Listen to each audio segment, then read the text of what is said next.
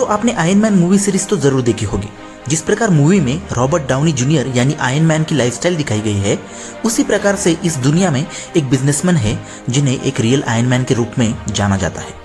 उनकी ही life story आज हम देखेंगे और वो शख्स है the great business tycoon, PayPal, Tesla Motors और स्पेसएक्स के फाउंडर इलॉन मस्क। वही इलॉन मस्क जो आज दुनिया के सबसे रईस इंसान बन चुके हैं। वही इलॉन मस्क जिन्होंने टेक्नोलॉजी को, स्पेस रिसर्च को एक नया रूप दिया है। इलॉन मस्क का जन्म 28 जून 1971 को साउथ अफ्रीका के प्रिटोरिया शहर में हुआ। उनकी मां का नाम माय मस्क था, जो कि एक कैनेडियन मॉडल थी, और पिता का नाम एरोल मस्क था, जो एक इंजीनियर थे। इलॉन का बचपन अपने भाई किम्बल और बहन टोस्का के साथ ही गुजरा। 10 की उम्र में ही उनके माता पिता एक दूसरे से अलग हो गए और उसके बाद इलॉन कंप्यूटर्स की दुनिया में खो गए। 12 की उम्र में उन्होंने अपना पहला गेमिंग सॉफ्टवेयर बेचा, जिसे वो ब्लास्टर कहते थे। स्कूल के दिनों में वो काफ़ी बुकिश थे और कराटे में भी काफ़ी रुचि रखते थे। 17 की उम्र में वो कनाडा चले गए और वहाँ वो क्वींस यूनिवर्सिटी का हिस्सा बने और उन्होंने कैनेडियन सिटीजनशिप भी हासिल की।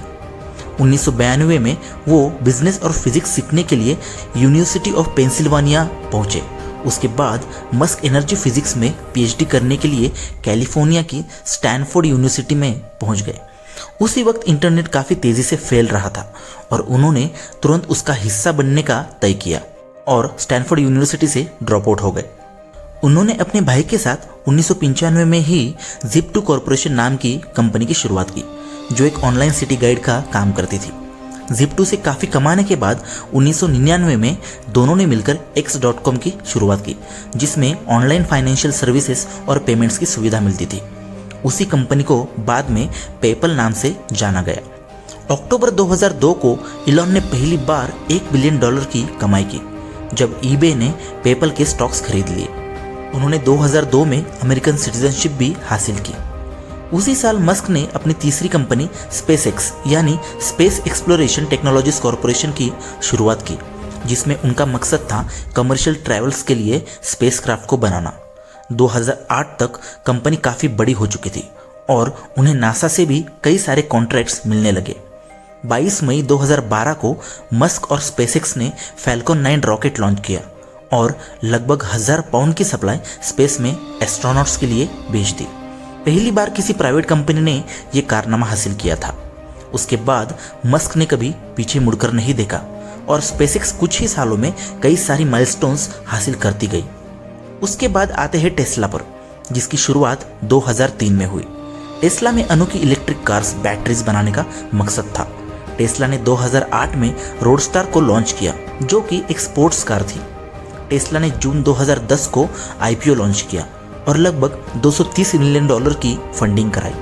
उसके बाद कंपनी ने model S, model 3, model Y ऐसे बहुत सारे अनोखे कार मॉडल्स को लॉन्च किया और एक नया इनोवेटिव मैसेज इस दुनिया को दे दिया। इलॉन मस्क अपनी अनोखी और फ्यूचरिस्टिक सोच के अलावा हाइपरलूप, न्यूरालिंक जैसे इन्वेंशंस में भी काफ़ी इंटरेस्ट रखते हैं, जो दुनिया का भविष्य बन सकते हैं। आज इलॉन मस्क जो भी है, उसके पीछे काफ़ी डेडिकेशन और मेहनत लगी है।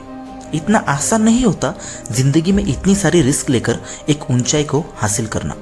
ये वही लोग कर पाते हैं जो खुद की मेहनत पर भरोसा रखकर बिना डरे, बिना रुके आगे बढ़ते जाते हैं।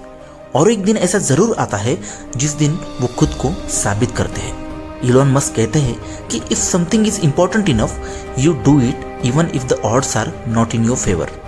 अगर कोई काम आपकी जिंदगी में बहुत ही महत्व रखता है तो आप उसे बिल्कुल कीजिए, भले ही सिचुएशन आपके साथ हो या ना हो।